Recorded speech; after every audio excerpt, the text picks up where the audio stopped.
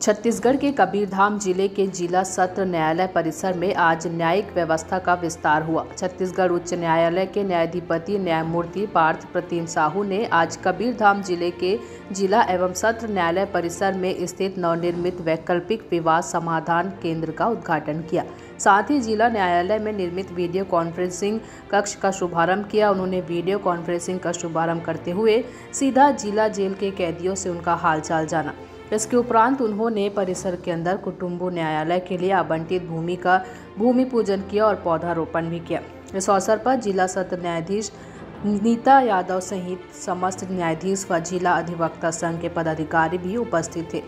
कबीरधाम से डॉक्टर मिर्जा की रिपोर्ट।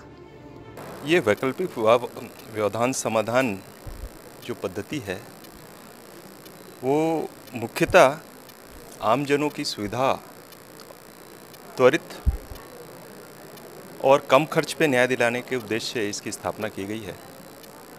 और उम्मीद करता हूँ यहाँ अधिवक्ता संघ के सदस्यगण, न्यायिक अधिकारीगण के सहयोग से और मार्गदर्शन से उनको इसका लाभ मिलेगा और कालांतर में इस ओर उनका झुकाव भी बढ़ेगा।